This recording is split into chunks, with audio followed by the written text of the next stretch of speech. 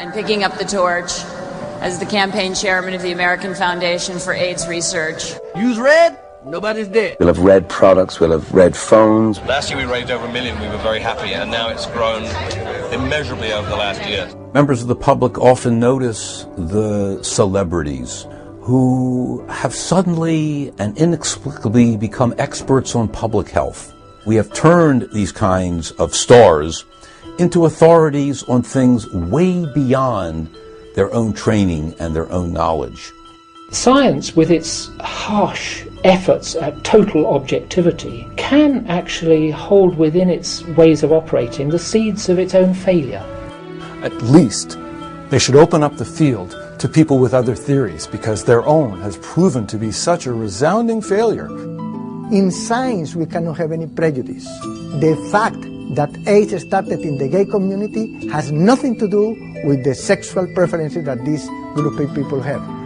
Why do they not acknowledge the virtual immunity of women in the United States and Europe and developed countries? I think that we've been basically chasing the wrong paradigm for the last 20 years, and I'm afraid to say that it doesn't look like that's going to change anytime soon. They'll backtrack a little bit, but they'll never give HIV up. We should continue as combatively as we can to speak out and shake up the dogma at all levels. The next generation of younger doctors is going to now be able to see all the information before them.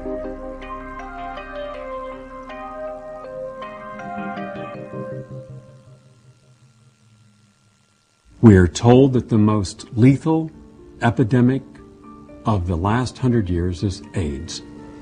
That around the world you hear figures as high as 250 million people could be infected.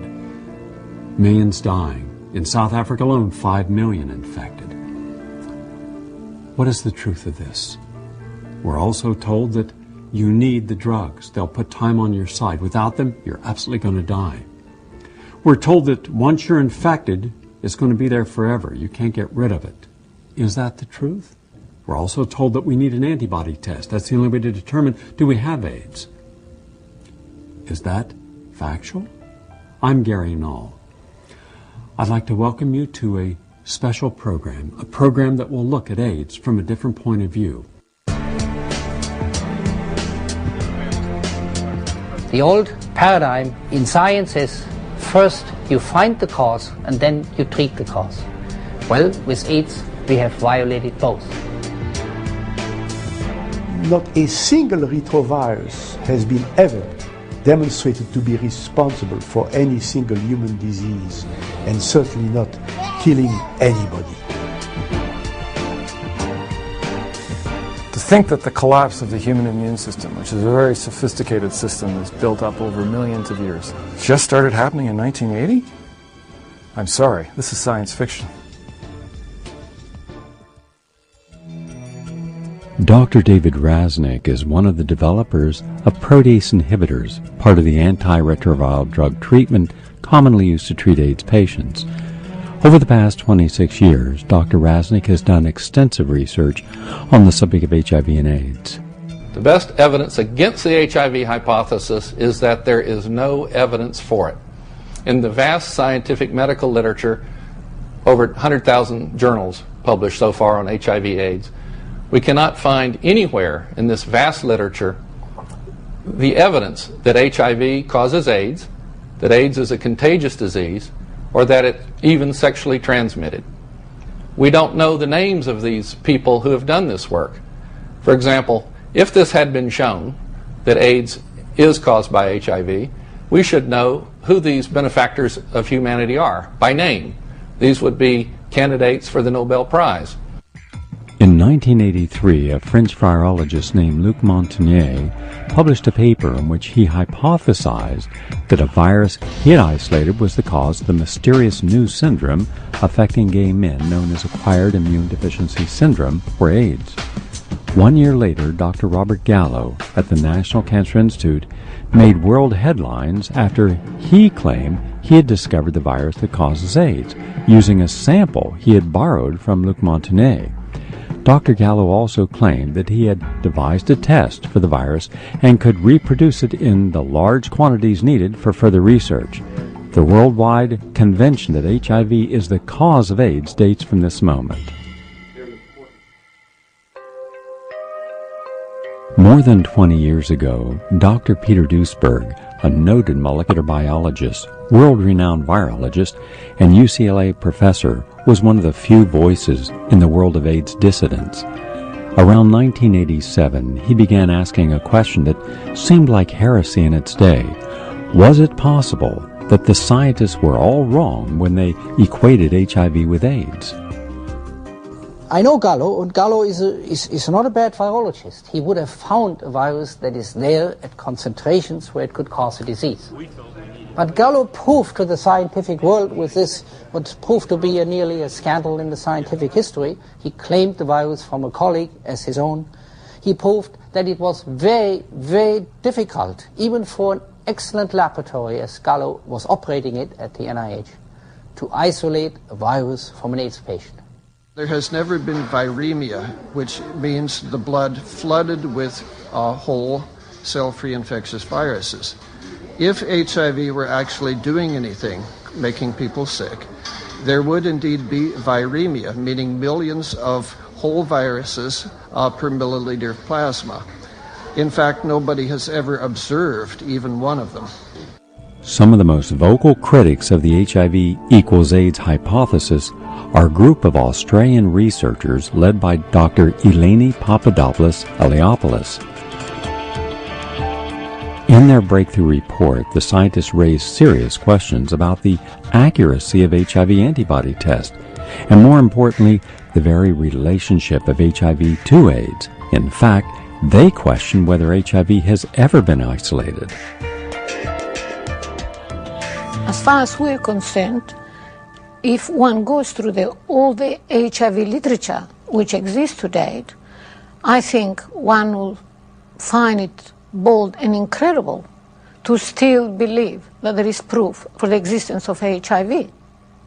When a particle looks like a retrovirus, you have to isolate it, then put it in another culture, show that the cells in the secondary culture produce particles exactly like the particles from which they originated. That the two particles from the two cultures are exactly the same can be shown only by determining their constituent proteins and RNA.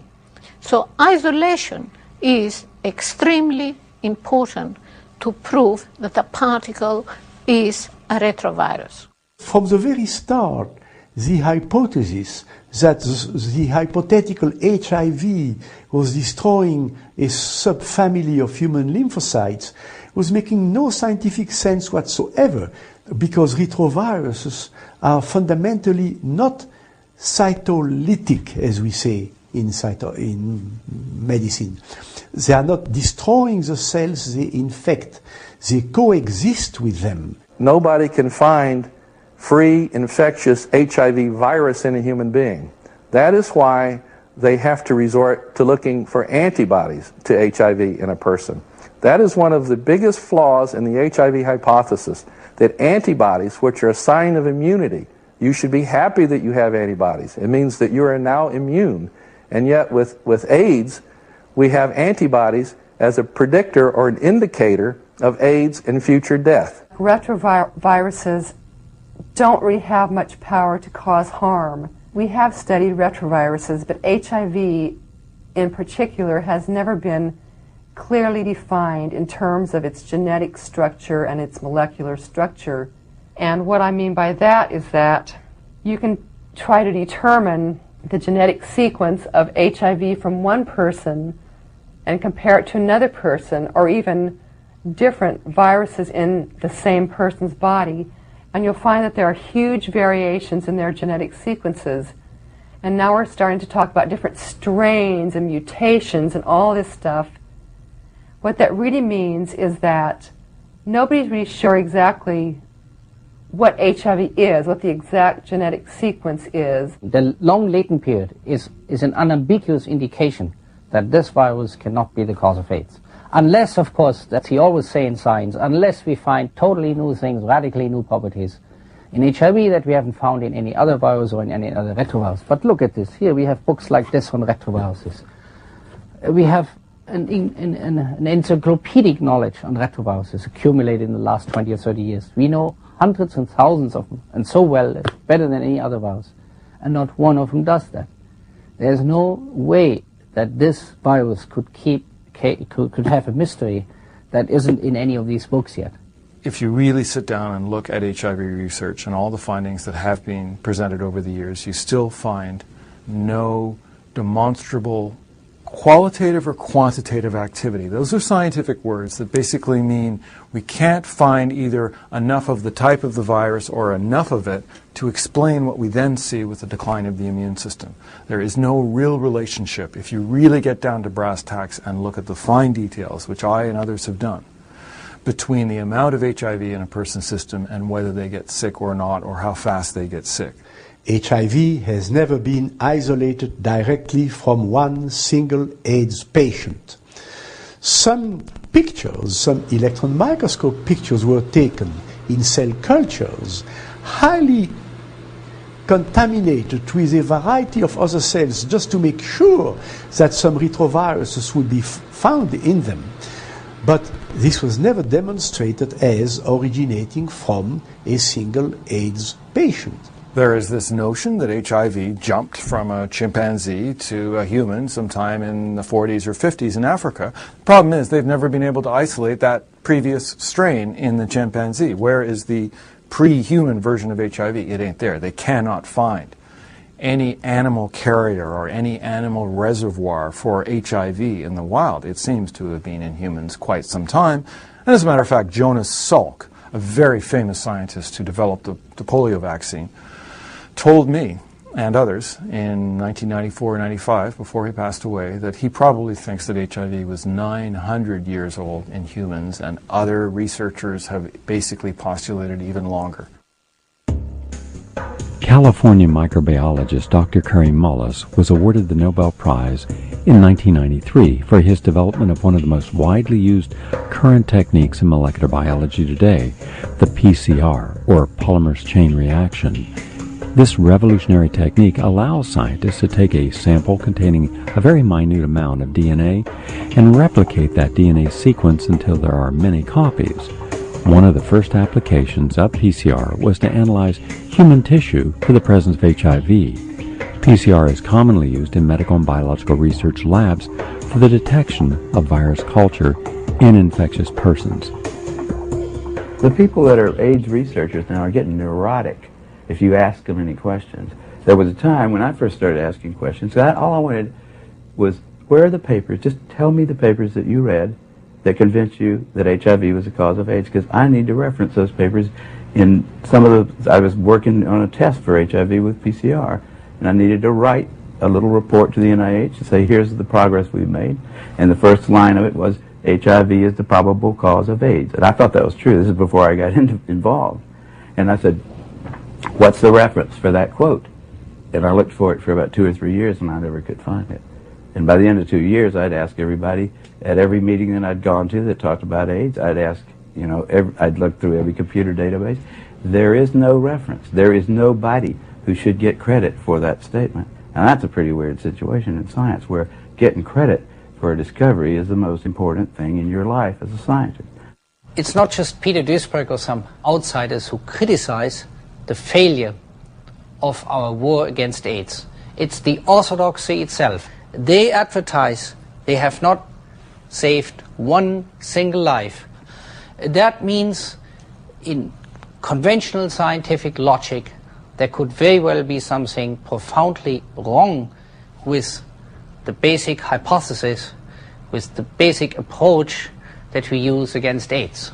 It wasn't a plot, it wasn't even greed or anything like that. It was a mistake in certain circumstances that happened, but the failure has been that science failed to correct that error. Subsequently, it's had plenty of opportunity to do that, but the whole kind of bandwagon that got rolling. This year, an estimated 40,000 individuals in the United States and almost 6 million people worldwide will become infected with HIV.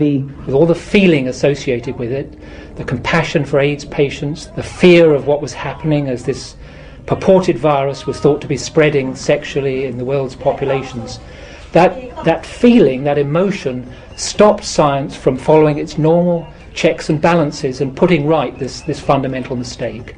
After 20 years of research, with nothing on the vaccine horizon, pretty inconsistent treatments, and no actual mechanism by which we are to understand this tiny little piece of genetic material causes the complete collapse of the immune system, I think it's high time that we started looking at other alternatives. Not to say that HIV has nothing to do with AIDS, but there probably is something going on, and some of the biggest minds in AIDS science are beginning to suspect this as well. This is Stonewall. This is where it began. June 28, 1969. 8 New York City police officers showed up here. They came to do what they had done dozens of times, arrest and harass gays. A major confrontation ensued. Within 2 hours, there were nearly 2,000 gays in the street and 400 New York City police. The New York City police realized that it could no longer arbitrarily and capriciously harass and attack individuals who were simply choosing to honor their own lifestyle. This was the beginning of gay liberation. It was also the beginning of the sexual revolution within the gay community. And within the next few years, hundreds of clubs like Stonewall would open throughout New York, Los Angeles, and San Francisco. From the mid-1970s until 1984, when the so-called official cause of AIDS was announced to the world, many individuals in the gay community were suffering from a unique form of diseases that baffled scientists. The original theory was that living an unhealthy lifestyle, including the use of poppers or amyl nitrate and unsafe anal intercourse, were the causes of AIDS. After years of struggling for their sexual predisposition to be accepted by society, with the whole gay lib movement and everything that stood for, here was what was at first called a gay plague by the US administration in the early 80s. They were more or less saying, we wash our hands of this, and that presented a very big threat to these guys because they knew that their friends were dying, that there was a genuine new syndrome there, and the government was seemingly not showing much interest. The name was suggested for that disease to name it gay-related immune deficiency, GRID. So it was strictly associated with the fact that these 5 initial patients were homosexuals. That created an extremely passionate reaction from the gay community that regarded as totally intolerable that such a discrimination was pointing at their lifestyle and the disease. AIDS was first identified among gay men in 1981 who practiced certain lifestyle behaviors. They, according to New York Times, on July 3rd, 1981, tended to have upwards of 2,000 sexual contacts a year and used a lot of aphrodisiacal drugs, including poppers, amyl nitrite, a very dangerous substance that gay men had been inhaling in epidemic proportions since the early 1970s.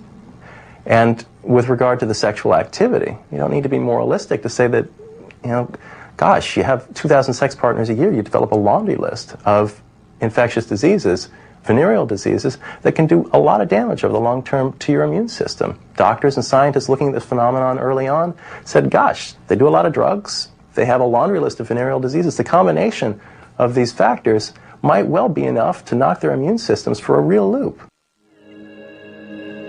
In addition to the drug use and anal intercourse, gay men suffered from AIDS typically practiced other immune suppressive habits such as drinking and smoking, intravenous drug use, very unhealthy diets, and a gross lack of sleep.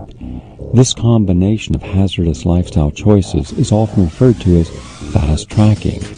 And while found primarily in the gay community, certain aspects of the fast track can be also seen among heterosexuals. Now, the lifestyle hypothesis has been around a while, And the reason, of course, it hasn't really been taken seriously by the medical establishment is there's not really any one thing that you can point to actually work on, to target. And careful epidemiology has now been able to separate some of these things out.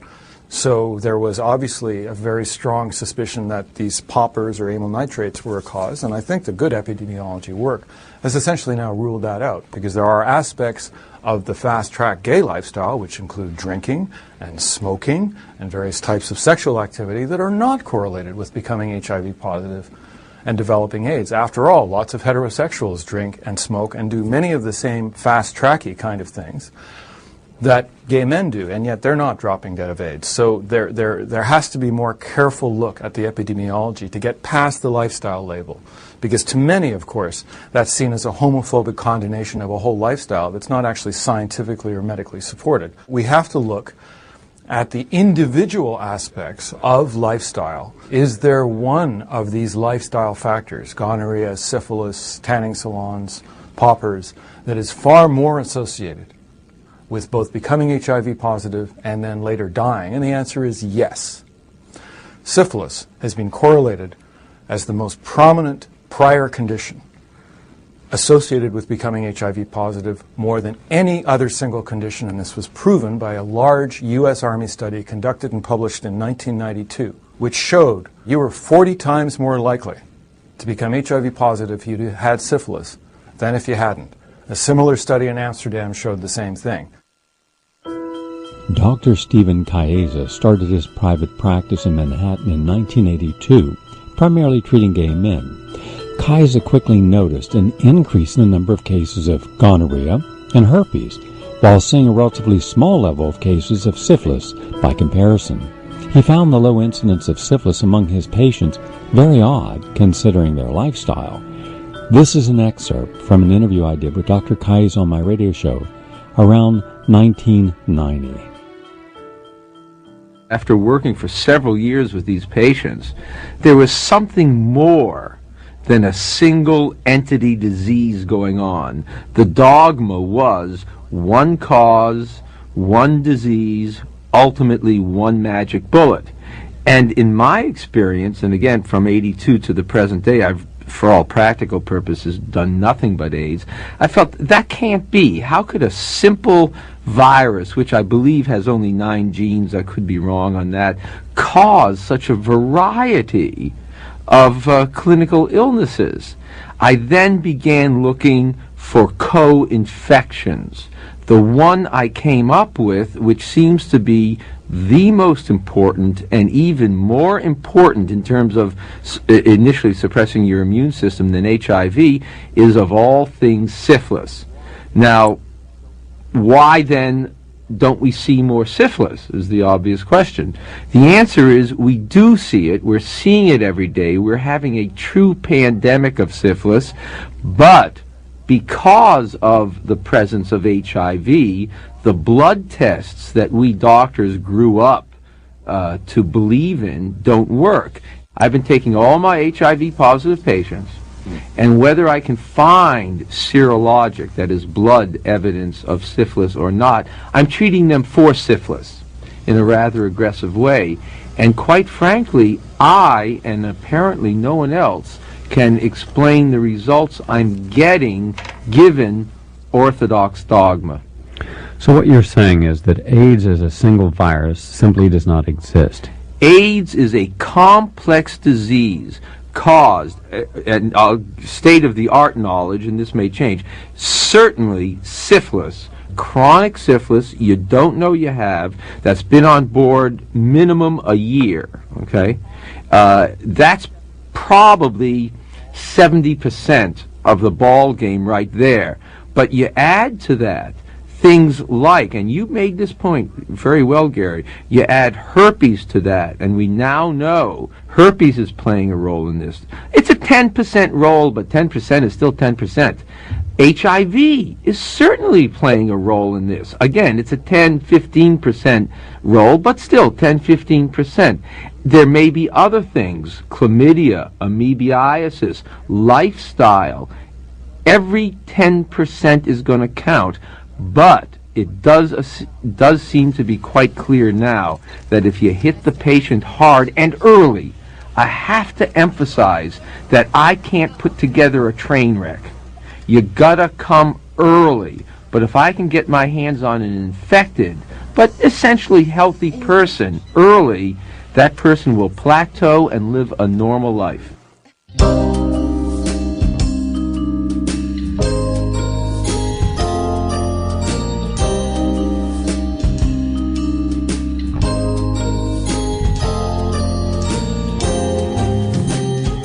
Since the official discovery of the AIDS virus in 1984, we've been told that HIV, the virus that is supposed to cause AIDS, is sexually transmitted, and that everyone who was sexually active was at risk.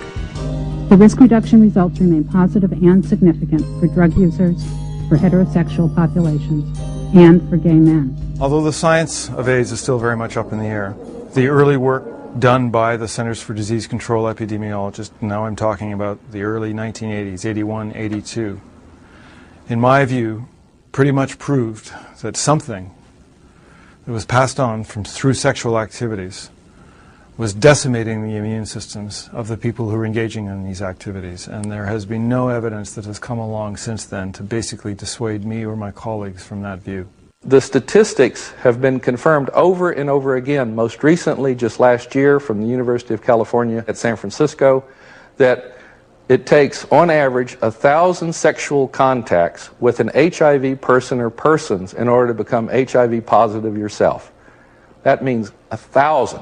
Put that in comparison with typical sexually transmitted diseases. It takes on average 2 to 3 sexual contacts to get gonorrhea or syphilis, for example. Now, the CDC has estimated a constant 1 million Americans infected with HIV over the past 10 years. Constant number. That right there should be a giveaway. It's not spreading in society. That's not an epidemic. The number of cases reported went up epidemically, exponentially, because the number of tests that was done went up exponentially. How many doctors knew about HIV in 1983? 2. How many knew about it in 1985? Say 500. How many knew about it in 1986? 40,000. So that's where the curve came from. How many tests were done? Look at the articles in the literature that talk about sexual transmission of AIDS. I've found at least 15 of them, and in every case they were unable to find sexual transmission of HIV positive at a rate greater than 5 for every 1,000 acts of unprotected intercourse. And in a few of those studies they actually controlled for use and non-use of condoms and found that use of condoms made no difference. This is not a sexually transmitted disease. The heterosexual epidemic certainly doesn't seem to have materialised in Australia. For example, in 1991, 10 years after AIDS commenced, researchers were able to write that no Australian prostitutes had been infected through sexual intercourse. None. Prostitute women don't have higher rates of HIV or AIDS than anybody else.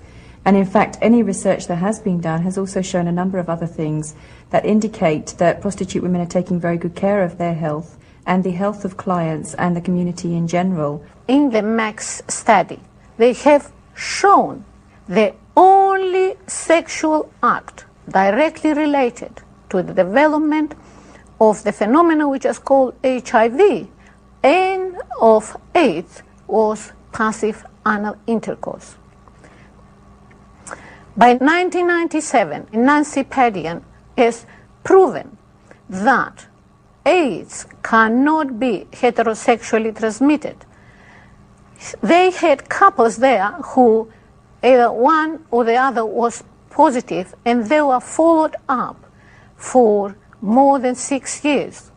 And although nearly 25% of the couples were not using condoms, still no one of the negative couples ever seroconverted. In just about every group where you had men and women present, the infection rate of men is 2 or 3 times that of women. AIDS started in the 1980s. There were 95% of AIDS patients were men. Over the years that has changed, and it's now about 3 to 1.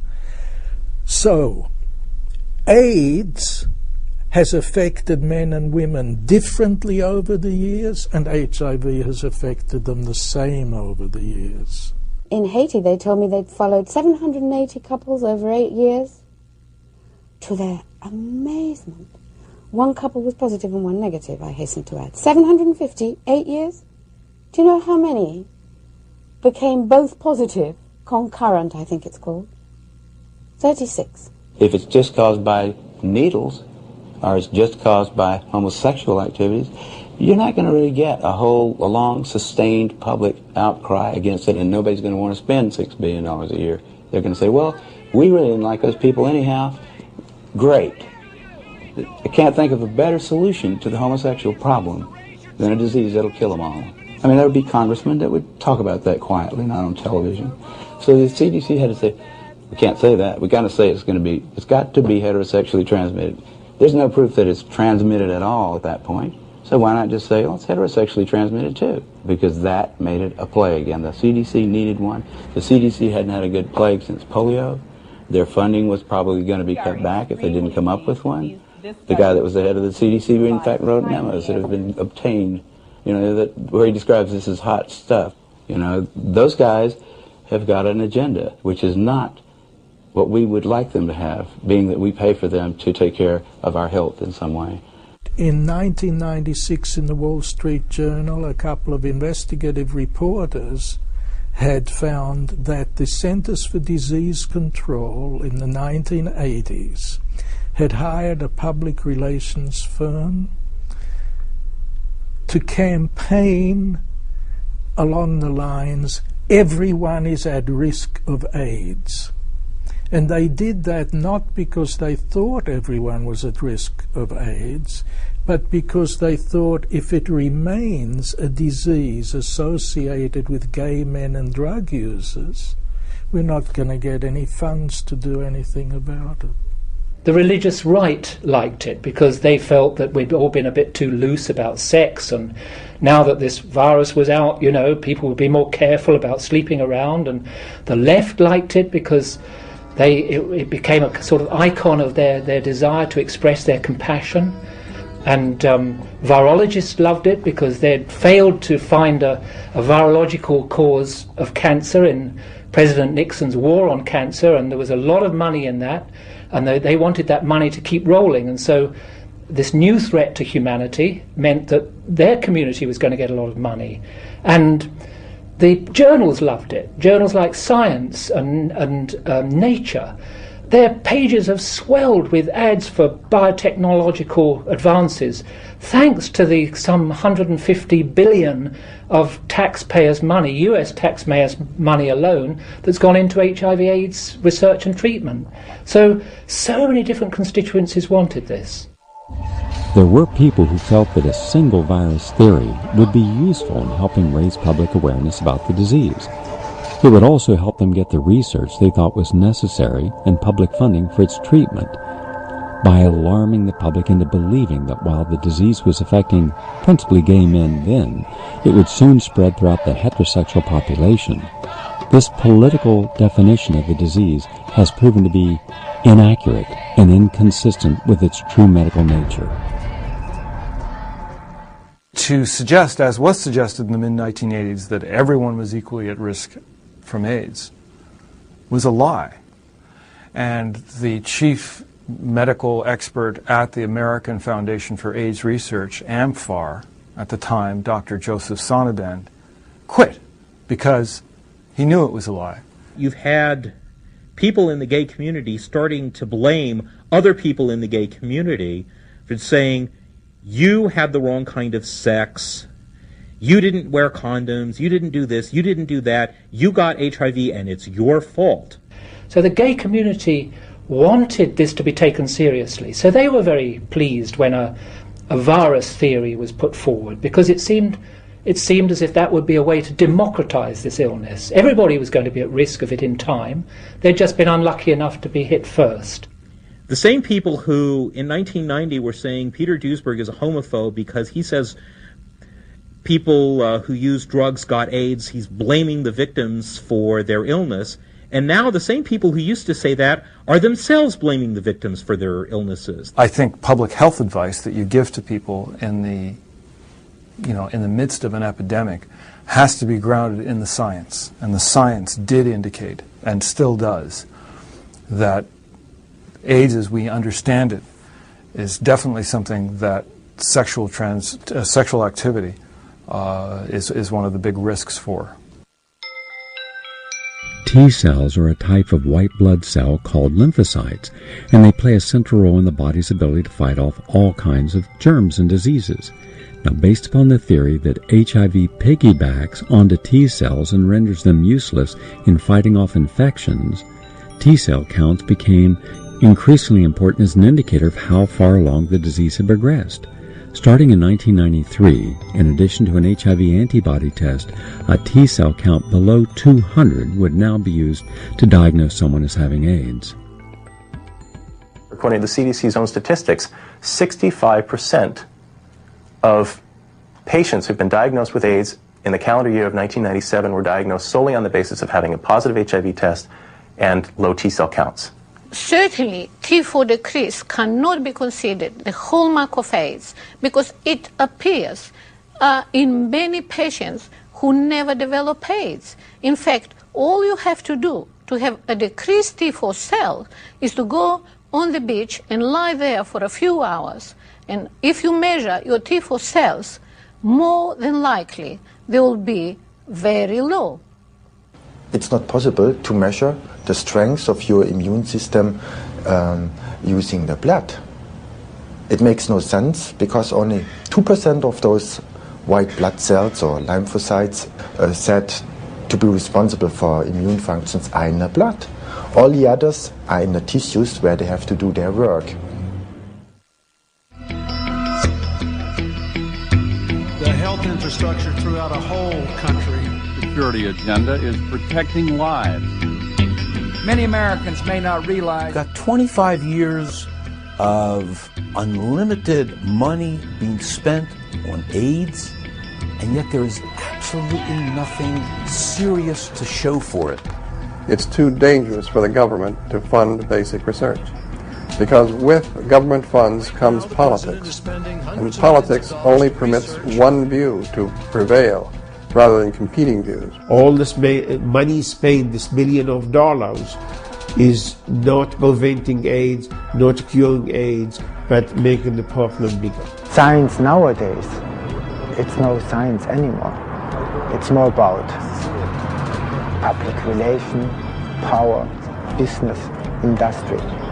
The whole thing might have been based on bogus science. Why are we spending so much money today on AIDS research? In fact, more than we spend on either cancer or heart disease. Where has all this money gone? And to what benefit? What are the results? What groups of people have found relief? Certainly not those who need it when they enter into research programs seeking some form of improvement or a cure. Is that the reason so many in the gay community are very vocal and organized, gathering at conventions, at open city areas, demanding a release, a cure after all these years? They're going down a particular path which is leading them nowhere because they're not solving the problems. And all the time the public are saying, where is the magic cure? We've spent millions in this direction. What's happening? Having created and marketed the HIV story, the US government scientists, Fauci, Gallo, who were primarily responsible for doing this, they needed a drug to go with it because gay men at that Washington AIDS conference, they were demanding, I remember the demonstrators there saying, give us the drugs now. You know, they were really afraid and they really felt that drugs were the answer. No results. And the establishment themselves obviously realise that they've got to put on a brave confident face. So anyone that attempts to challenge where they're going will get flattened because they're really frightened of showing that the cracks in what they're doing. So there are very strong pressure groups and interest groups involved with AIDS. There are immunologists and virologists and the pharmaceutical companies who are all trying to find vaccines and antiviral drugs to deal with HIV. And such is the asymmetry of information. The public still believe that it is a general threat, that it's been very difficult for these fundings to be cut back. After all of this time, who really benefits from the billions and billions of dollars spent each year on AIDS research? There is so much TV coverage. AIDS is good media play, and ratings zoom at the hint of a breakthrough of a new miracle drug. And Hollywood has stepped into the spotlight in support of HIV-AIDS research, yet we're still no closer to finding a cure. The scientists who started AIDS, they were looking for another disease that they could say that retroviruses cause, and it had to be something infectious. So I think they went into it with a certain mindset. We need an infectious disease because we're retrovirologists, and if we don't have some kind of a disease that goes along with our germs, then we're kind of out of a job. Scientists are supposed to have some evidence that leads them tentatively to some conclusion or to some action. They're supposed to be able to show that to other scientists, any interested person, in fact, who's willing to understand what it is that was used as evidence, should be able to say, yeah, I agree with that. That makes sense, using rules of inference that we've used since Aristotle. Those that control and maintain the HIV hypothesis of AIDS are two basic institutions: the Centers for Disease Control, the CDC, and the National Institutes of Health in Bethesda, Maryland. Both of these institutions will probably come as a surprise to the public to learn that they are military organizations. When you have these military structures in the CDC and the National Institutes of Health, you can control the debate, you can control the information flow. Not only that, since the National Institutes of Health are the primary source of funding for all academic, medical, scientific research, they can control who gets funding to do what research. And in that fashion, they can control what gets published and, more importantly, what you exclude. The scientists are, like you say, they are considered the final arbiters of what's good for the planet or what's bad for the planet. And they hadn't got the slightest idea. Instead of wearing white robes, they wear white lab coats, you know. Instead of bringing you the word of God, they bring you the word of the EPA or whatever. And they don't have to understand what it is that they're making you do, in fact. And people, you know, I think they fall naturally into it because there is a need in humanity for something like a religion, something that makes you feel a part of some larger kind of group, something that you think, in spite of your wormy little life, makes you a part of something good, something big. There's a kind of pathological science, not a deliberate deception, but a sort of sickness that has gripped these great communities, these great professionals. And to take that on board is a big challenge to your sense of your place in the world. I think that's been the biggest factor that in the more recent years has led to this sensitivity about anything that could challenge the HIV theory. When beliefs get tangled up with facts, matters of fact become matters of religious kind of significance, where if somebody gets mad at you for asking him a question in a scientific meeting, or says, we're never going to have Kary Mullis at the European Union of whatever kind of scientists, or they put it in Nature, because he came in there and had the audacity to tell people that it might not be that bad to have sex, that AIDS might not be something you get from sex, that I don't see any evidence for it, is all I said. I don't see any evidence for it. What? You can't tell young people that.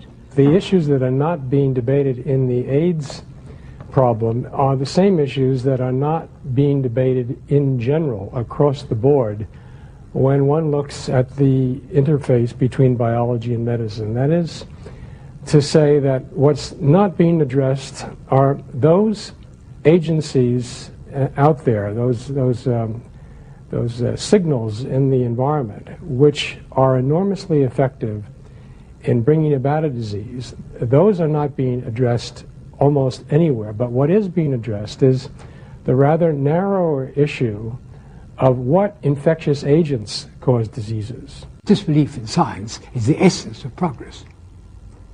We don't get anywhere in science by belief. We get anywhere by using data, by elaborating hypotheses, putting them to the test. We shouldn't despise criticism in science, we should welcome it.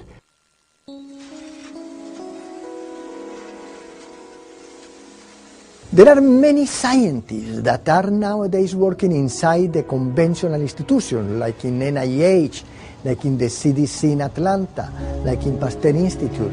And many of these scientists are very close to our views. However, why they don't come open? They cannot come open suddenly. Why? Because they will lose their jobs.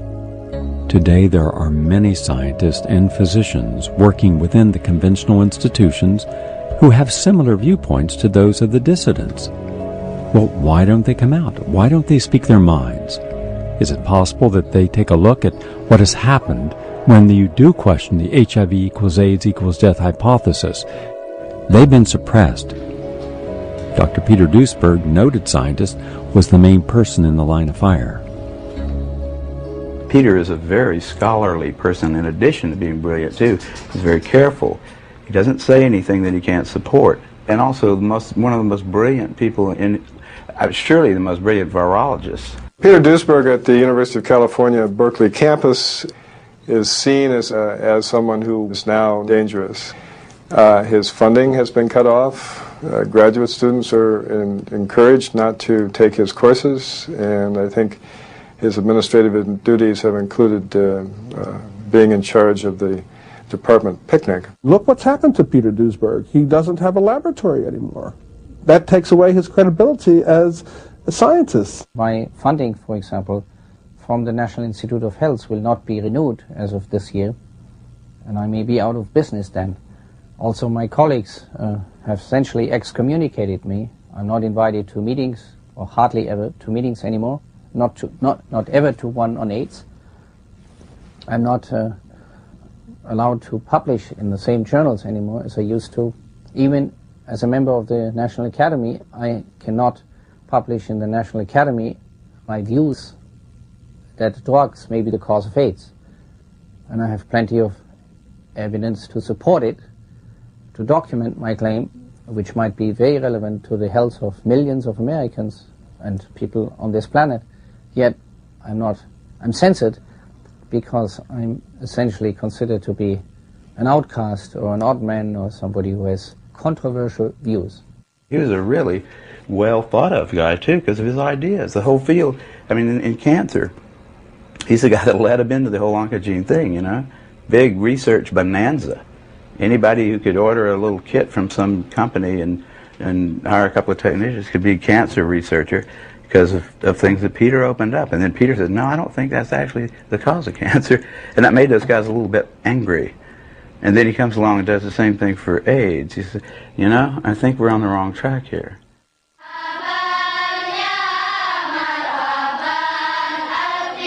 One of the main problems in the war on AIDS is it's essentially become a battle for, or between truth and power. If HIV causes anything, boy, if it causes anything, it certainly causes fundraisers, and it raises funds in many different ways. In Africa, in India, and especially cities like Bombay and Calcutta, in Bangkok, Thailand, with its excessive sex trade, and emerging suburbs and cities in China, Haiti, Guatemala, and Brazil. Impoverished people in these countries around the globe are said to be experiencing an epidemic of HIV and AIDS. Their governments welcome the cash flow that drug companies provide with open arms.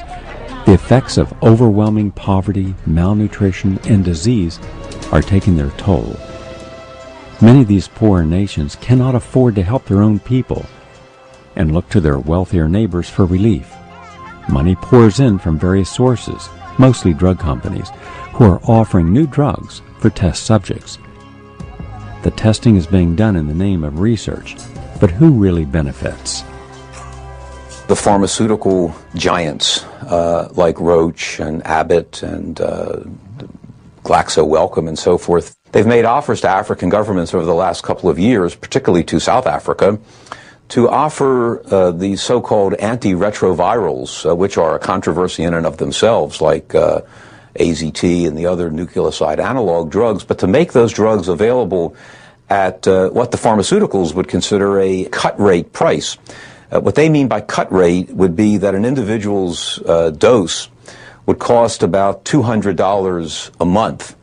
Well, the vast majority of people in Africa don't have a per capita income of $200 a year. So someone is going to have to subsidize these kinds of drugs, making them available in Africa. And I think that the pharmaceuticals will look towards state organizations or multilateral institutions. So business came in on the story after, in my view, it had been created by these social and political pressures. Once the story got going, and the mega dollars for research and treatment started to flow, then business also became a big player. And the huge profits that were made from the early AIDS drugs, for which a lot of money was charged because there was great fear about this, those profits got fed back into AIDS organizations, gay men's organizations in some instances, activists, and thousands of NGOs actually today owe their existence to these funds. The doctors are treated very well by the pharmaceutical companies. They're wined and dined at the meetings. The meetings are incredible trade shows. People playing with condoms, pulling them over their heads, blowing condoms up, seeing how much air they could hold. All of this stuff goes on. And there wasn't even a lounge for people with AIDS. There were, at some of the conferences that I've gone to, they put a lounge for people with AIDS at the farthest building from the conference, on the 4th floor, without a couch, without even any water in the room. And they had to be reminded, the conference governors had to be reminded that perhaps you could put some water and some fruit, maybe, and maybe a couch. And their ACTUP had to carry the couch into the room, and then they put guards at the door. The way to get rid of AIDS is to stop funding it. Just stop everything that's called AIDS research. Somebody tries to get a grant for AIDS research, say, we don't do it anymore. We don't have AIDS. If you want to study pneumocystis carinii, we'll maybe look at your paper and see if you've got something to say about that. You want to study any one of those diseases by itself, try to cure it, we'll talk about that. At the moment, the pharmaceutical companies are making so much money from antiretroviral drugs, they don't want any investigation into any other possibilities, despite all a mountain of evidence. One way in which they have rather forced the debate is by funding generously organisations which support their point of view. If any organisation has got a highly paid executive and they're receiving huge amounts of money from a pharmaceutical company, most would be pretty stupid to bite the hand that feeds them, because they find the next year, all of a sudden, that funding's disappeared. So the money pours in from various organizations in the United States and Western Europe and the UN, all in the name of finding a cure for AIDS. The people are desperate for treatment, and they trust the doctors who provide them with medications. Sadly, these people are often used as human guinea pigs for new products that generally do not work, and in many cases may actually make the person worse or even kill them. As long as assistance arrives in the form of pills to treat the symptoms, instead of infrastructure changes that can provide clean water, proper medications for malaria, tuberculosis, schistosomiasis, healthier diets, and an end to political conflict and gross poverty, the death toll will continue to rise.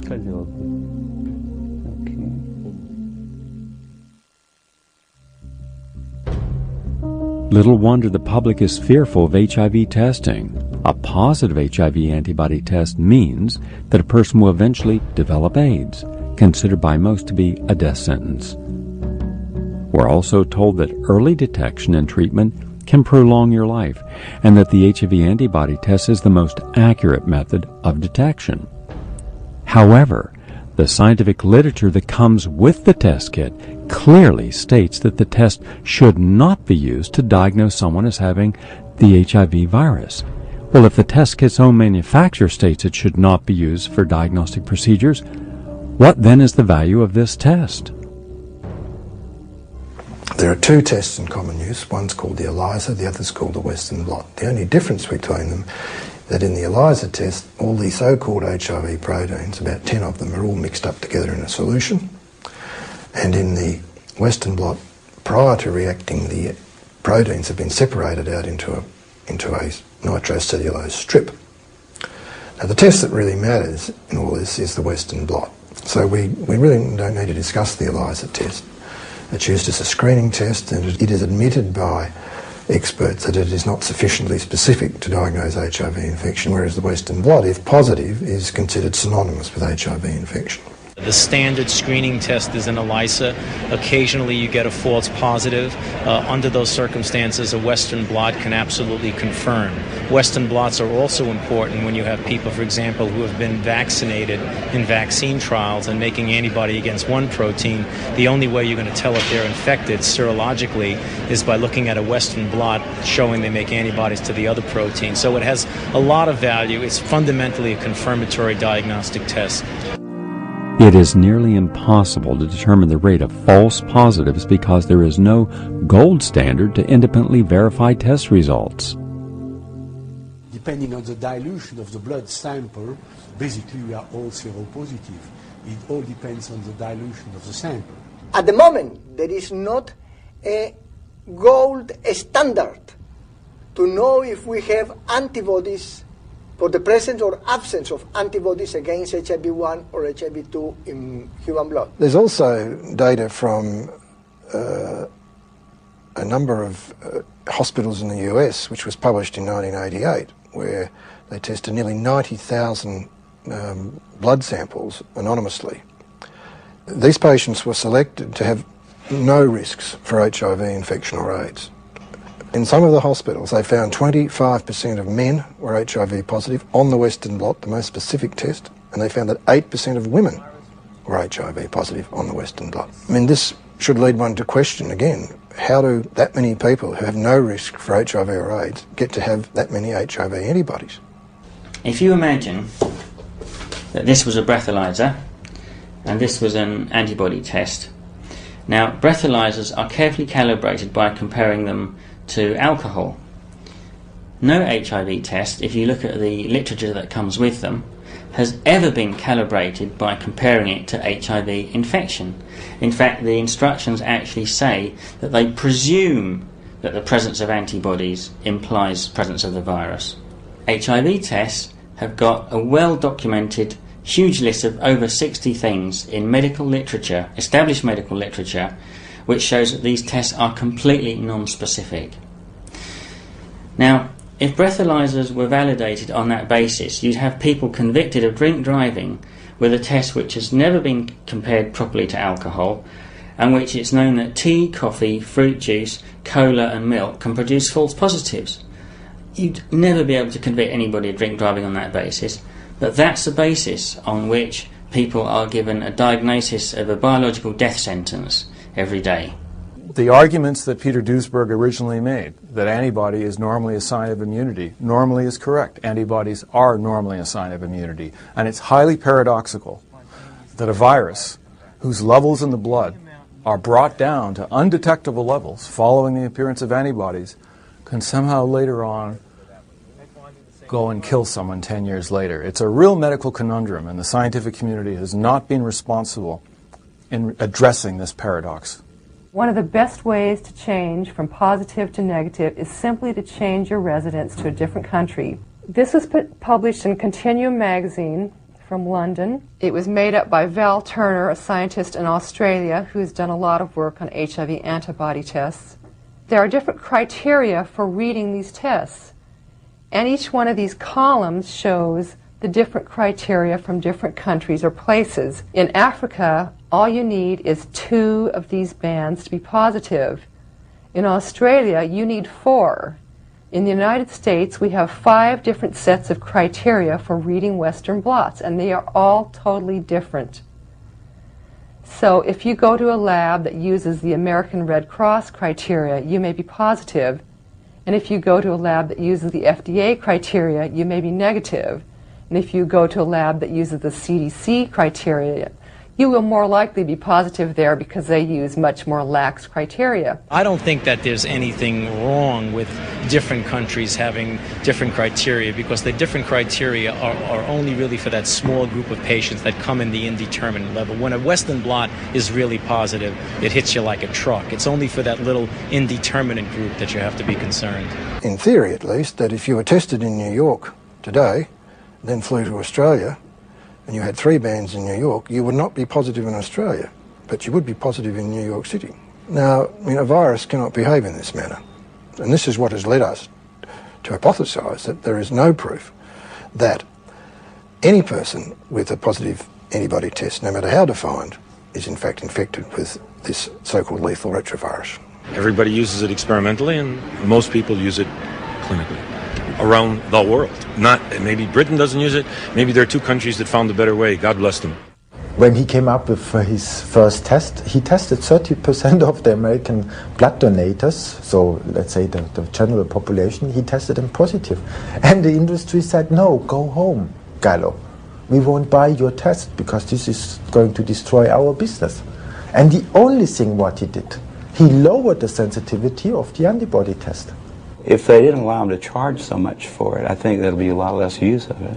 You know, it's just like in political scandals. Follow the money trail. Figure out who's getting paid for this. Who's getting the money for those Western blots. There's your person who's going to always come down on the side of, yeah, you got a confirmatory Western blots, they call it. They don't even do them in England anymore. No, not since 1992. It's totally, and ask a doctor how it works. The doctor who prescribes it says, got to have a Western blot to confirm this ELISA positive thing. How does that work, doctor? Sir, what are they now measuring about me that's different from what they measured with the ELISA test? He wouldn't know. He's not got any idea. I'll bet you there's scarcely 50 physicians in this country that know what a Western blot really is. They know when to order it, and they know they get a kickback on it probably.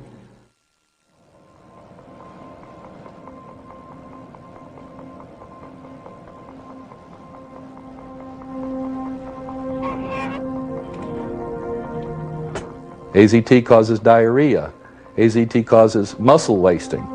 It causes a whole host of complications. AZT causes instant old age. How do you know which is the disease and which is the effect of the drug? There were many patients who developed blood toxicities. There were many patients who experienced other symptoms of adverse reactions. Think of all the people who died from what we think was AIDS. Were those people in fact killed by AZT? Using drugs that are targeted against HIV has been a tragedy, worse than useless. AZT was a terrible drug, and many AIDS doctors will admit that quietly and privately these days. Nobody, in a caring profession like medicine, likes to admit that they may have killed a lot of their patients.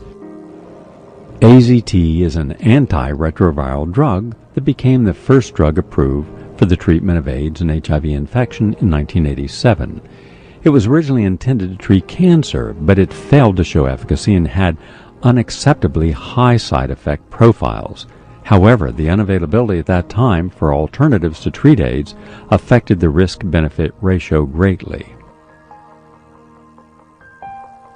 The antiviral drugs are chemotherapies.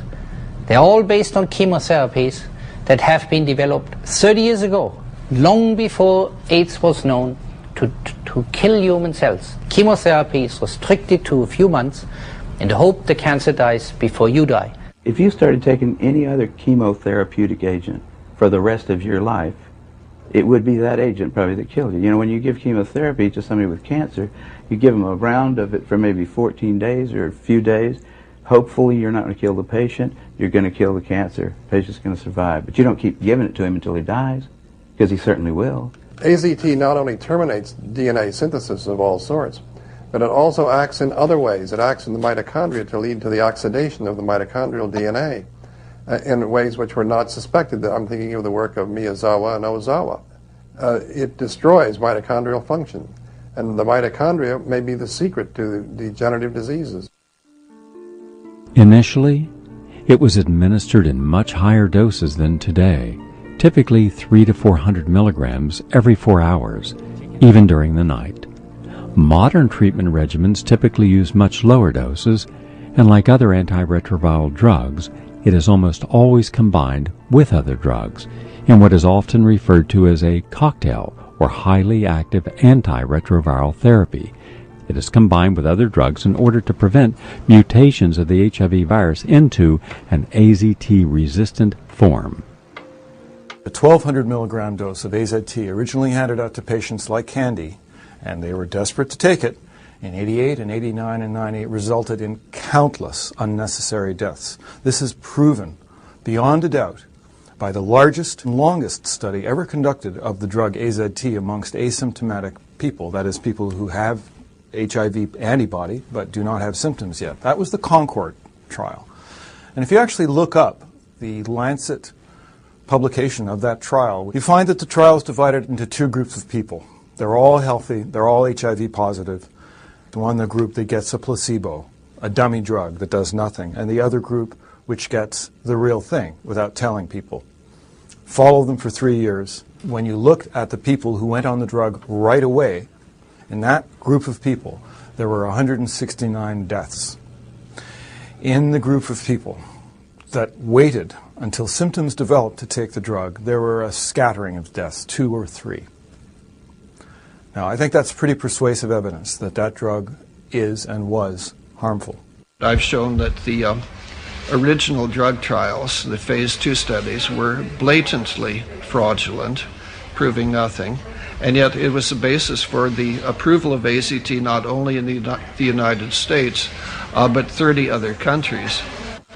During the 3 years that I participated in the early AZT clinical trials, I witnessed the most shocking, unethical, unscientific, and corrupt behavior by the clinicians conducting these studies. Whenever there was an adverse reaction, such as diarrhea, or weight loss, or night sweats, or vomiting, or fevers, or the development of an opportunistic infection, this information was supposed to have been recorded on an as-needed form. Often these things were not recorded. Was it possible that drug companies knew that their trials were misleading?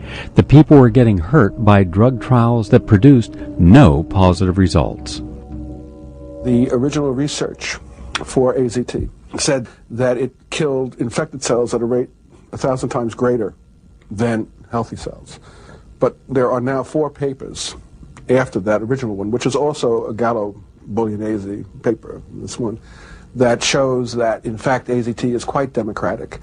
It kills all cells equally at the same rate. And, in fact, that means it kills healthy cells at a rate 1,000 times greater than they said it did.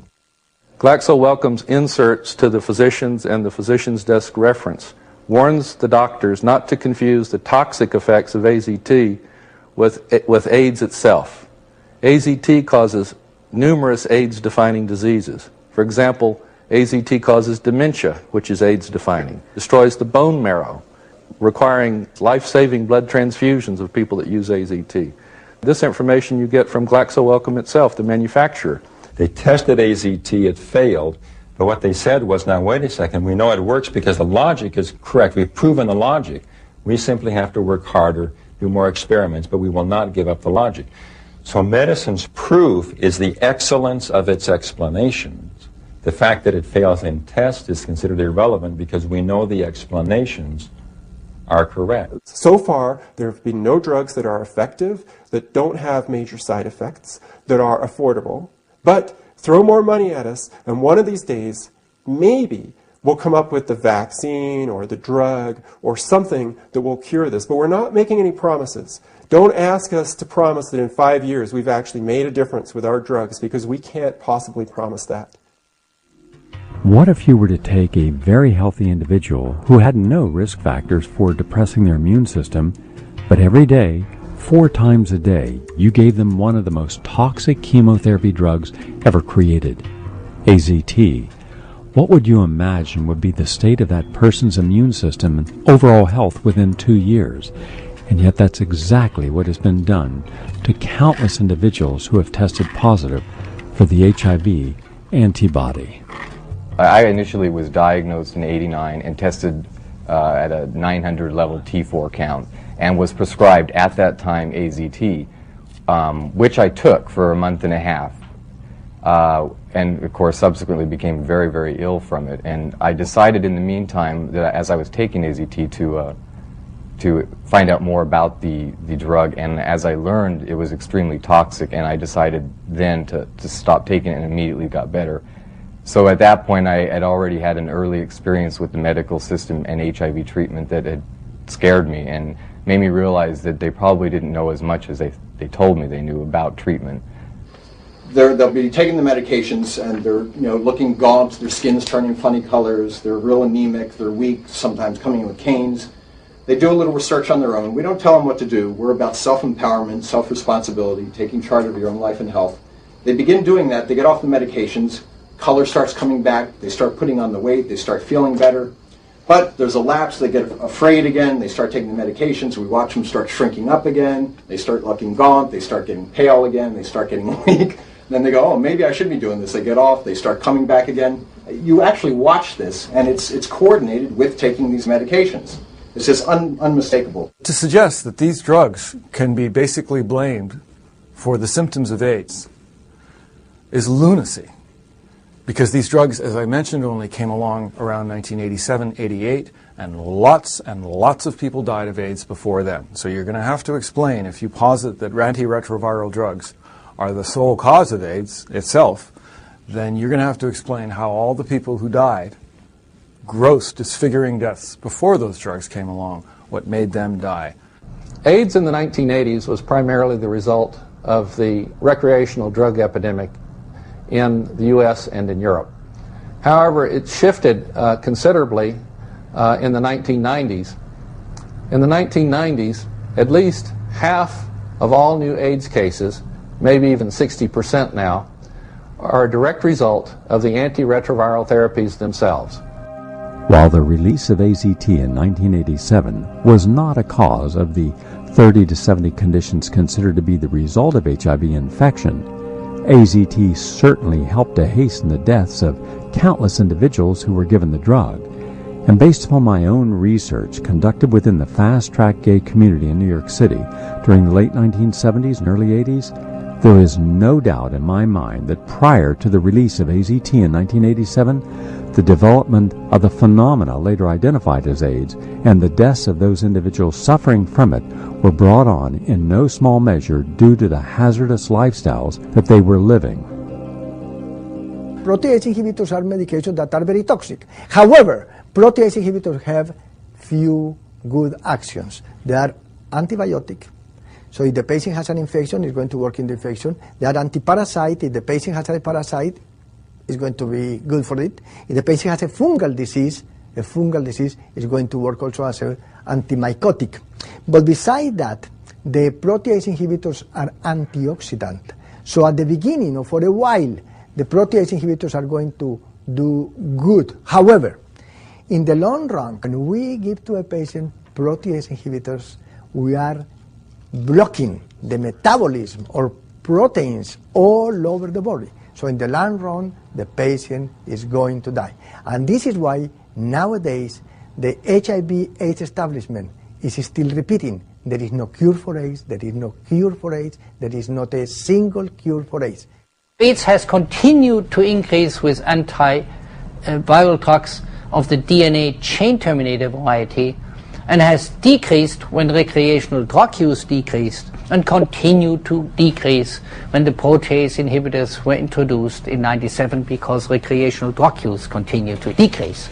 But it didn't decrease as fast because people who are HIV positive are now being intoxicated, rendered AIDS patients by anti-HIV drugs. The biggest reason for people who are HIV positive to die nowadays is liver failure.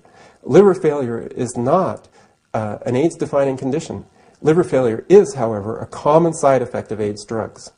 You have a self-fulfilling prophecy. The more people are treated against AIDS, the more people will eventually develop AIDS from it. And then the perfect excuse is delivered with the medication. You can say, Jesus, if I hadn't medicated you, you would have been sick even sooner and would have died sooner. But thanks to my medication, you are only getting sick now, and we're giving you even more medication. We need more money to develop further medications that have yet to cure the first AIDS patients.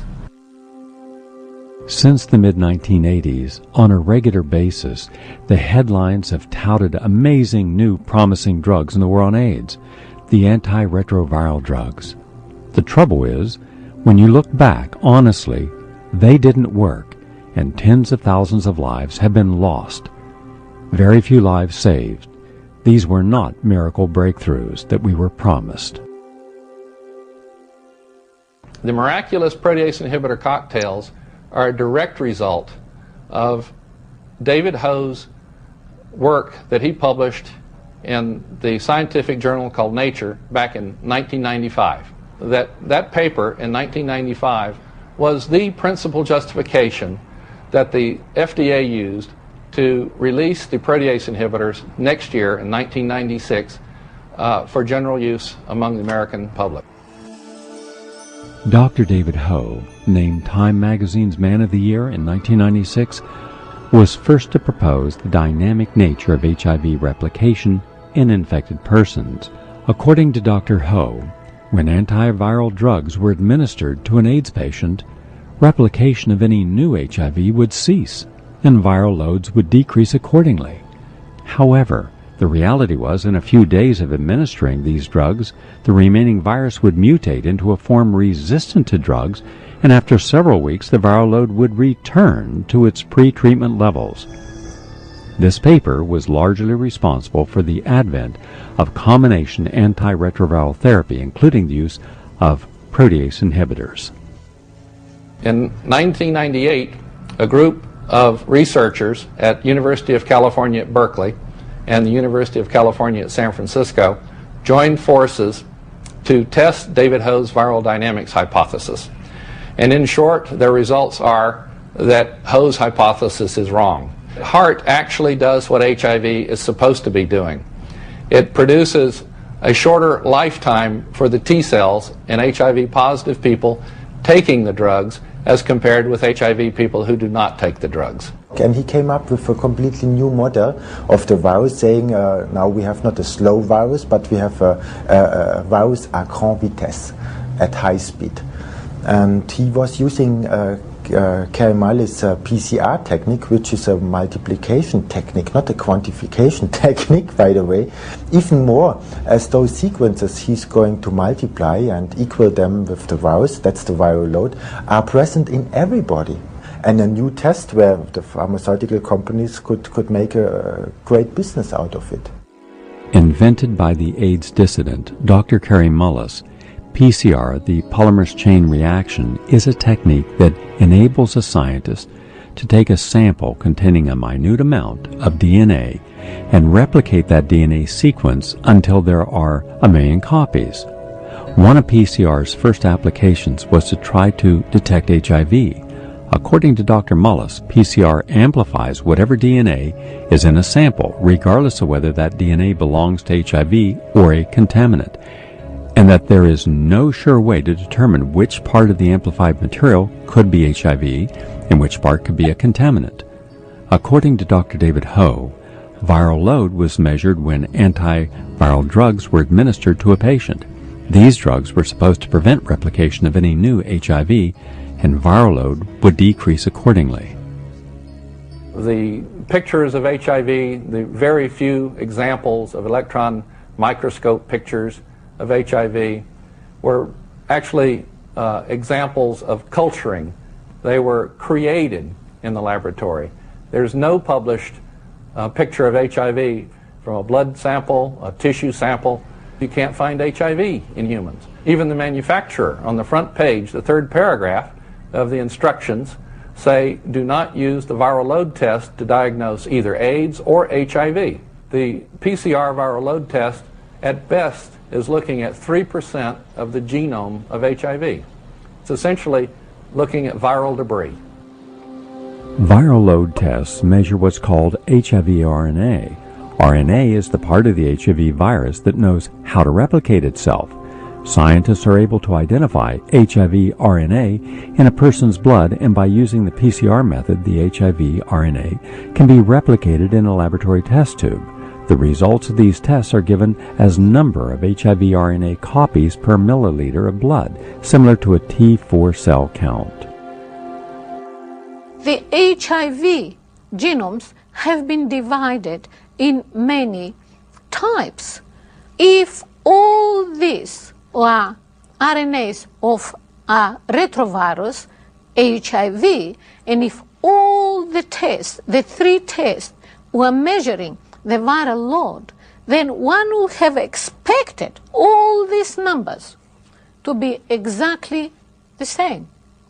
And yet, one can have, from no virus detected, no viral load at all, to up to 1 million. The major proponents of the HIV hypothesis, Tom Merrigan at Stanford, Martin Markowitz, who works with David Ho at the Aaron Diamond, John Mellors at Pittsburgh. I've asked them, what does the viral load test have to do with infectious virus? Within a heartbeat, the answer is nothing. And the reason they have to say the viral load test has nothing to do with infectious virus is because that's what their own papers say themselves. The viral load test has nothing to do with infectious virus, and yet infectious virus is the only virus that causes disease. Sex, blood, death, and numbers. That's an inescapably good combination to sell papers. If they only have one microbe to warn you about, if there's one virus equals one disease, and there's one thing that you should do to prevent it, and that is to have safe sex or not share needles. That's a very easy message for the press to pick up on. I certainly do believe that the media has a responsibility also.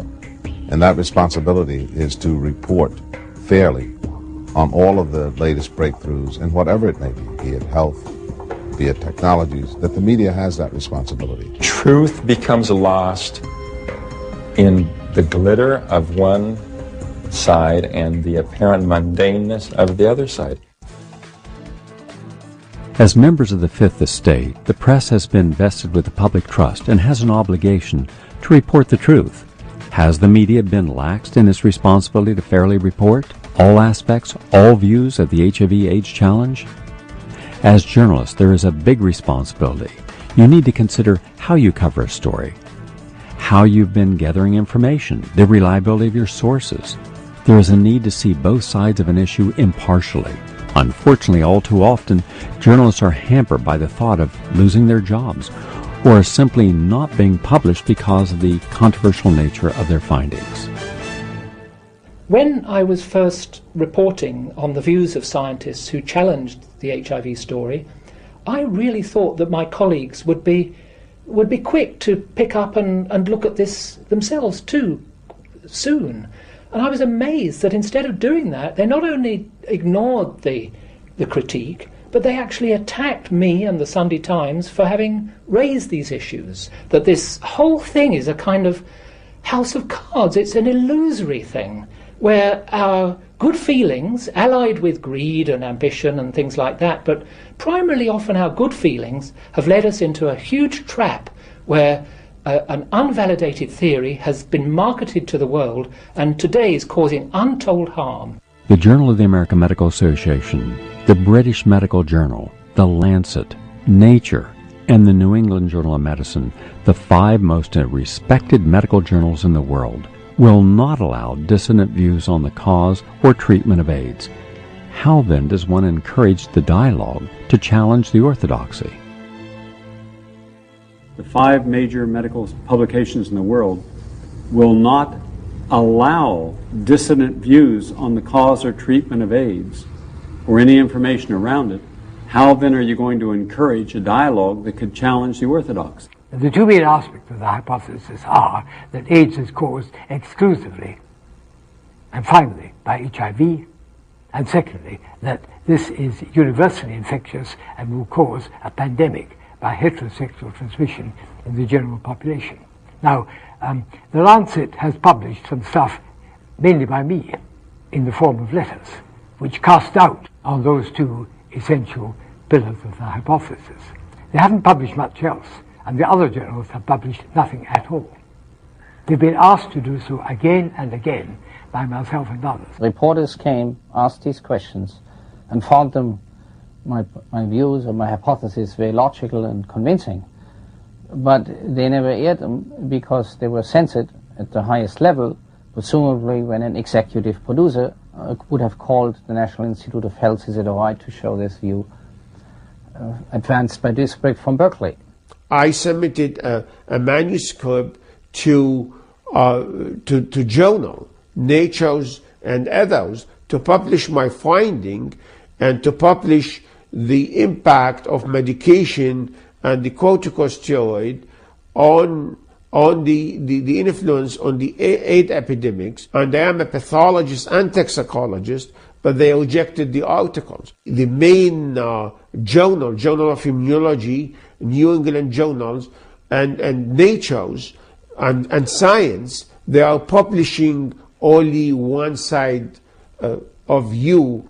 There must be someone who has the authority, who has the ear of the media, who will sit down with a group of the leading scientists, including a number of Nobel Prize winners, who have this different perspective of HIV-AIDS, who know of the problems of the HIV paradigm. There is a need to sit down with these people and to hear what they have to say. We have had great difficulty with a fairly short paper based entirely on data in the UK and USA, all verifiable, all factual, and coming from an immense and well-validated database in both countries. We cannot get that published. It's only 4,000 words. We cannot get it published. We sent it to the BMJ, the Lancet, the New England Journal of Medicine, the Journal of the Royal Society of Medicine, and we've discussed it in other quarters, and they will not only not publish it, they will not give reasons for not publishing it, and they did not subject it to peer review. Now, I think, Gary, you should get those editors and ask them all individually to give you the reasons. In fact, the World Health Organization accused me personally, when I was writing on these articles, of being responsible for millions more projected deaths. Millions more projected deaths. In the UK, definitely, and, worldwide. They were saying, by raising these issues in an important paper like the Sunday Times, you will be doing so much damage to our efforts to tell people about this peril that is awaiting. And they would believe this when they were saying it. I can't think of another national newspaper, any other national newspaper, that came to the support of the Sunday Times when it was doing this. All the medical and science correspondents were united in either being silent on the issue, or else they would be ready to join in with others in attacking the Sunday Times and accusing it of irresponsibility. Censorship in the gay press is a tragedy, a disgrace. It's been almost complete.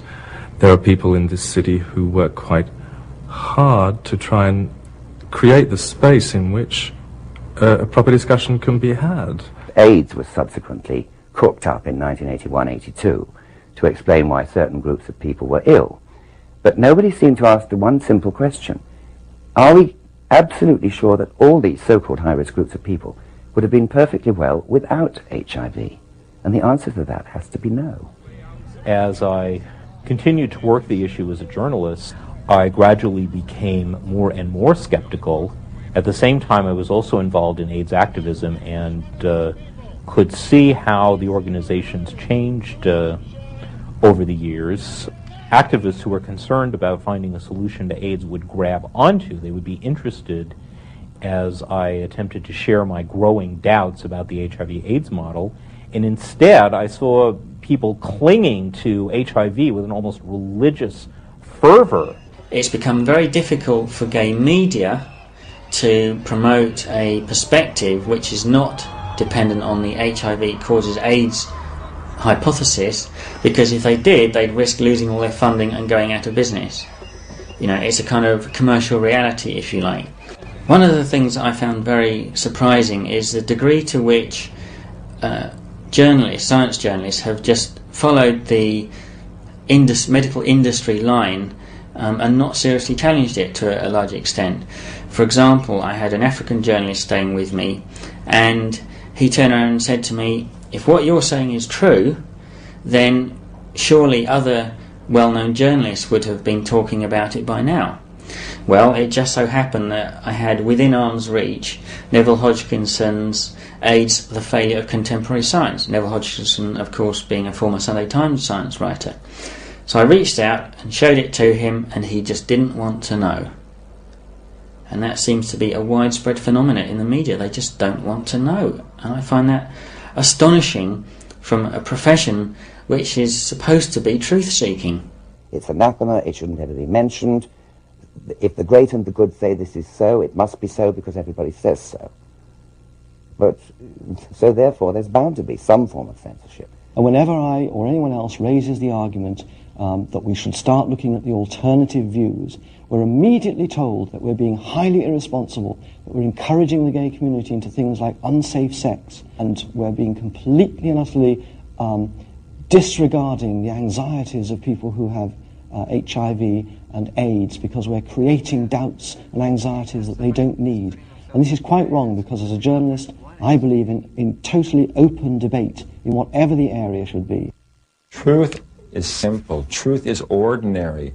Thomas Jefferson said he could not believe any matter of the conduct of our life could be a matter of science, because he says for every man of science there are thousands who are not. What would become of them? Here are the thousands who are not. And I agree with Thomas Jefferson. The truth about the conduct of life is simple, is ordinary. It is about you and I, ordinary people living our lives in good and helpful ways. But that lacks glamour, it lacks newsworthiness.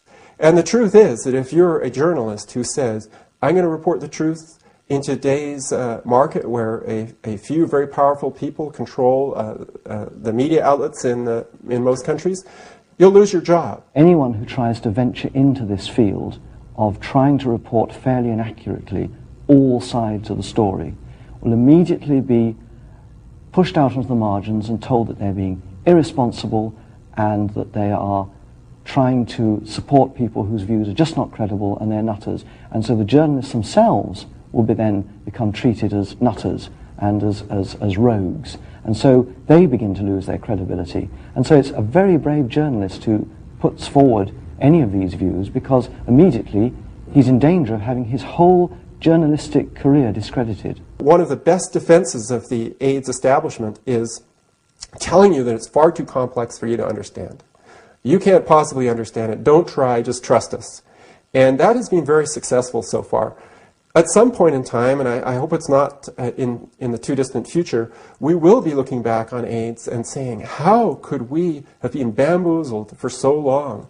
How come nobody spoke up? The current generation have too much to lose of orthodoxy, of journalists. They've invested their lives in trying to be helpful to the AIDS debate. They think that their journalism is helping. In actual fact, it's based on a false premise.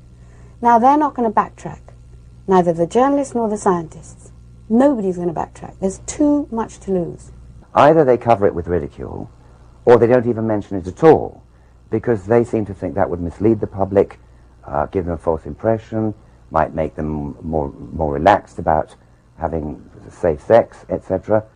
And so there's a kind of absence of skepticism, an absence of critical thinking, which in part has explained how AIDS has been able to be interpreted only one single way, which is it's caused by a virus. Sexual behavior is at the root of it. Changing your sexual behavior is what will make you free of AIDS. Africa is a country where they say everyone has so much sex all the time that they're spreading this virus terribly and that the lorry drivers are spreading it up and down the big highways. Malaria, malnutrition, the lack of elementary facilities, the abuse of women, the neglect of children. All of those things conspire towards creating what appears to be registrations of a huge pandemic. Poverty is the main factor of AIDS in Africa, which is not the case, of course, in the States or in Europe. Weight loss of greater than 10% of your body weight, chronic diarrhea, a persistent fever and cough. By that definition, a Western researcher like myself has had AIDS. The test picked up immune system activation from this great variety of causes. People were testing positive in millions who had nothing to do with any new disease agent. In Africa, what's called AIDS is simply relabeling other diseases. People are ill from malnutrition, which causes immune deficiency, malaria, which causes immune deficiency, TB, which affects your immune system. Since you have two things going on with tuberculosis, number one, it cross-reacts on the HIV antibody tests, and number two, it can cause T-cell depletion all by itself, then you've got a big problem in Africa. Do these people have AIDS or do they have tuberculosis? What AIDS has become in Africa is a great distraction. It distracts us from the questions of better foods, clean drinking water, more appropriate ways to dispose of toxic waste, and it puts the burden back on Africans and their alleged promiscuous sexual activity. Is it because of their sexual behavior? Absolutely not. A definition was arrived at as a result of a World Health Organization sponsored conference in October of 1985.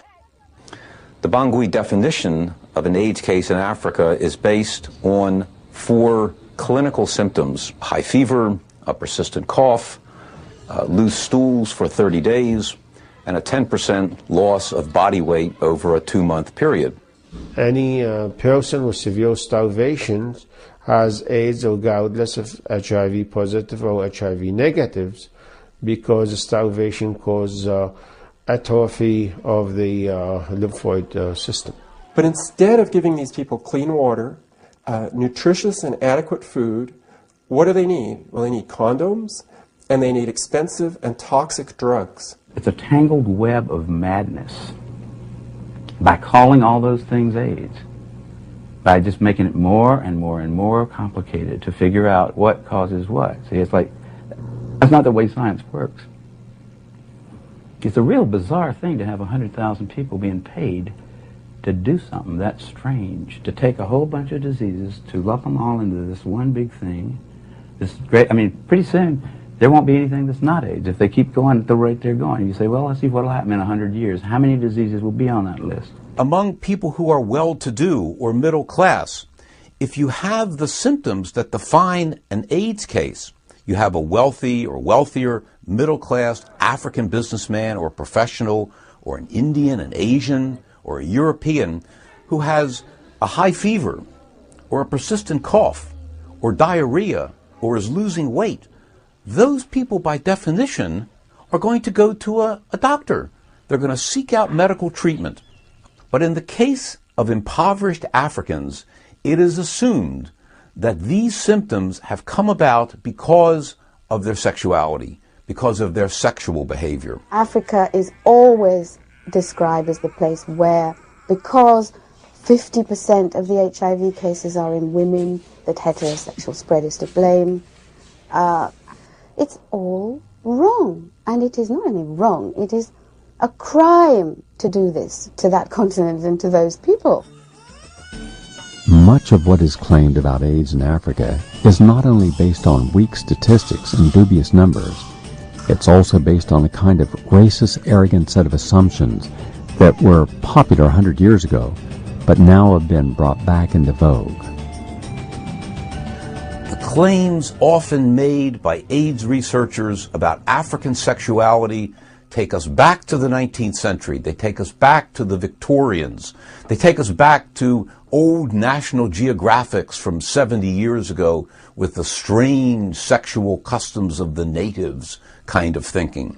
What is the benefit of all the billions upon billions of dollars that are spent fighting the so-called African AIDS crisis? Many believe that money could have been much better spent elsewhere.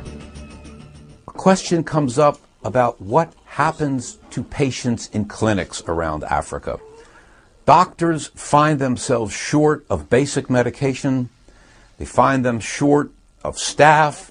They find that their budgets have been savaged over the last 15 or 20 years, but there is plenty of money to distribute AIDS literature, condoms, and most damagingly, in my mind, so-called AIDS medications. It's very hard for people in Africa to turn down foreign currency, big grants of foreign currency, to reject the paradigm that money is coming for, of promoting the HIV-AIDS theory, even if their heart tells them that it's wrong.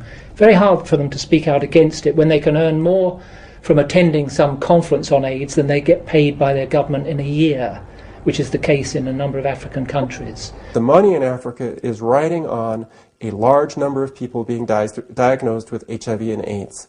All of the organizations in Africa that have money are associated with AIDS. If someone came along and told them there is no AIDS, all there is the same diseases that Africans have been dying of all along, then all of a sudden millions of dollars of funding would dry up.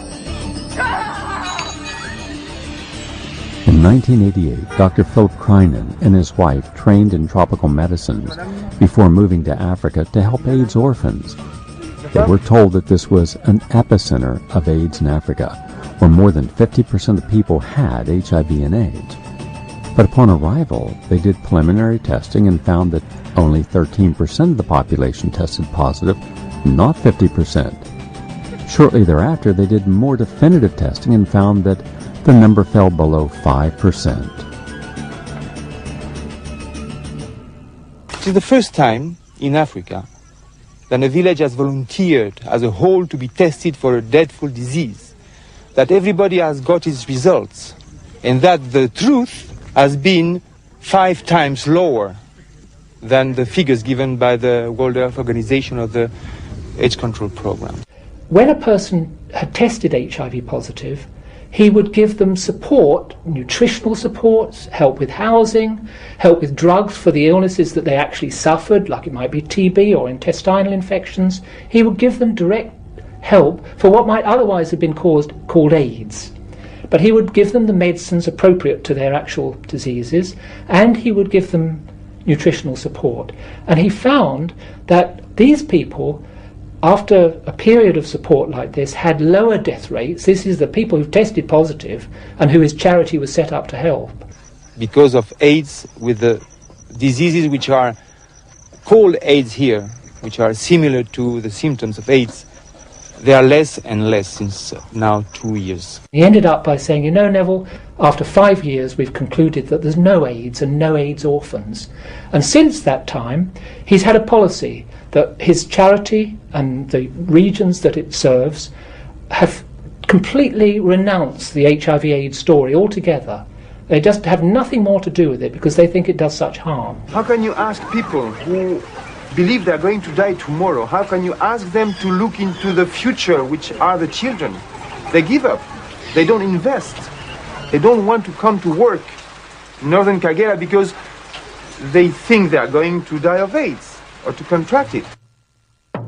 The World Health Organization claims that 10 million HIV-positive Africans are responsible for 300,000 cases of AIDS reported since 1981.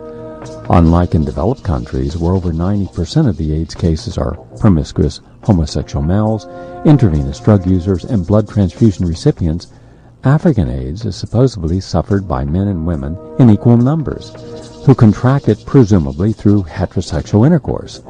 The African figures are often cited by the AIDS establishment and safe-sex activists in Europe and the United States to prove that everybody is at equal risk. This has become a calling. This has become a kind of endeavor fighting AIDS, in which people who believe in what they're doing cannot, in good conscience, hold a contrary thought. It's what psychologists call the mentality of taboo. Holding a critical thought, if you are in the AIDS orthodoxy, is against the rules. It's a taboo because it means, or it suggests to mean, that you are turning your back on the people that you are supposed to be helping. The cure for AIDS in Africa is as near at hand as an alternative hypothesis as to what is making Africans sick in the first place. And that is what I strongly recommend people do before giving any more money to these AIDS organizations. If you ask me, are people sicker today than they were 30 years ago? I would answer you based upon my knowledge of what is taking place in Samoa, Ethiopia, Kenya, Senegal, South Africa, the massive civil wars that have occurred, the starvation, the enormous refugee camps, the malaria and tuberculosis that goes virtually untreated. Yes, there is no doubt in my mind that people are sicker in Africa and living shorter lifespans.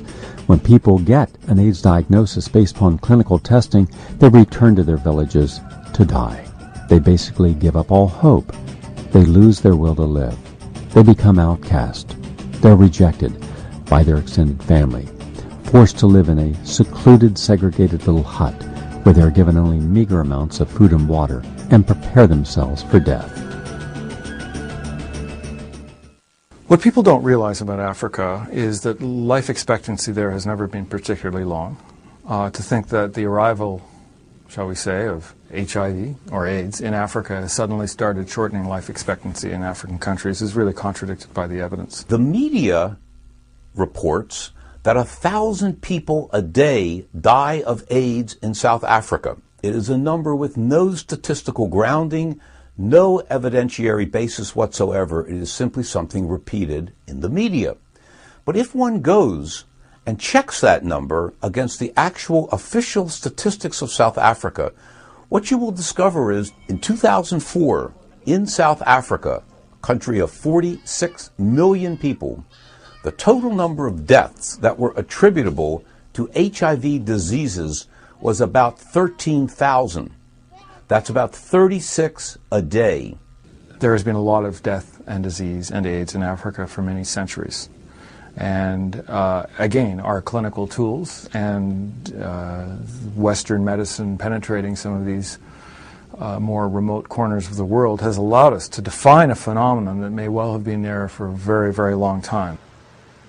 There was a study in the Journal of Infectious Diseases in 1994, for example, that made it quite clear that when they did these HIV tests on a population in Zaire, where there was widespread tuberculosis and leprosy, that the test results in 70% of the cases were false positive.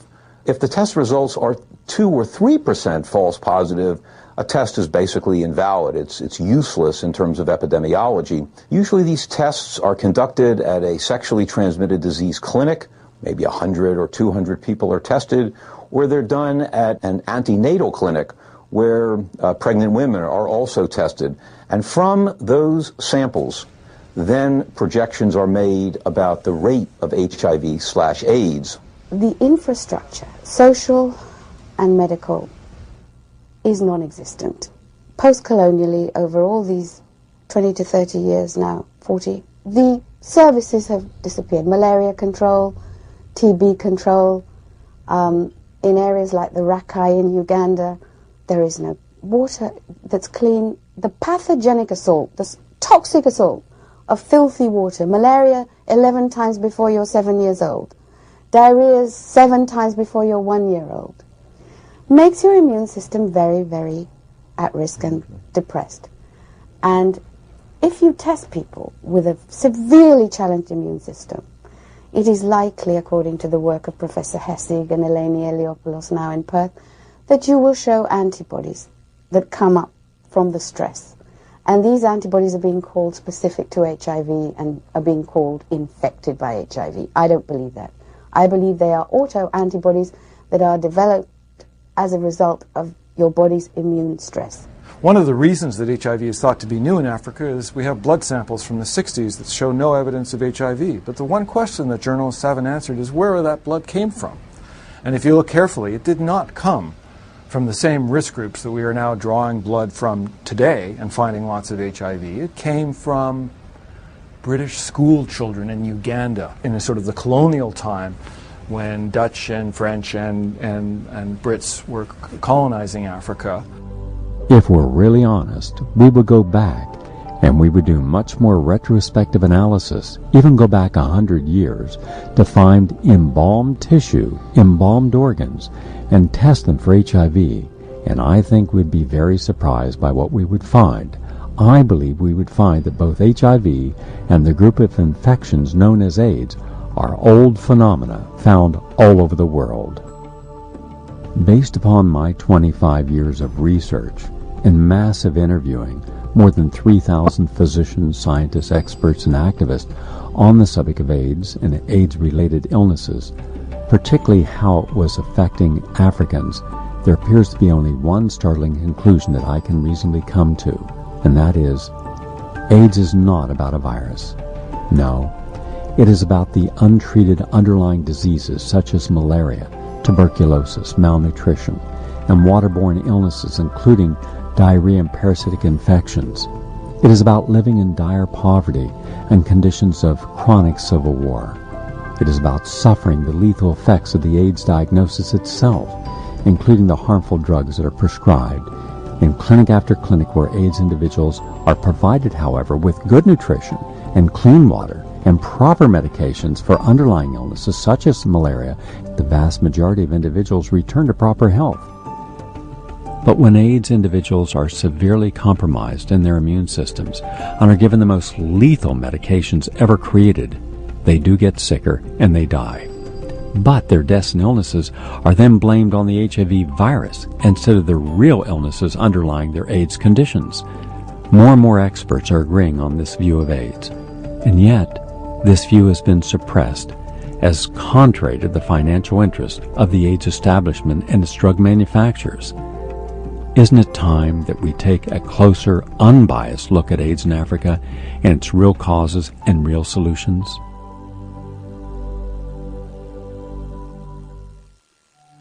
It's not possible in the limitations of this program to bring you everything about AIDS, but I'm hopeful that this at least gave you a second opinion, opened you up to a very controversial issue, and let you know that there are a lot of voices that should be heard, issues explored.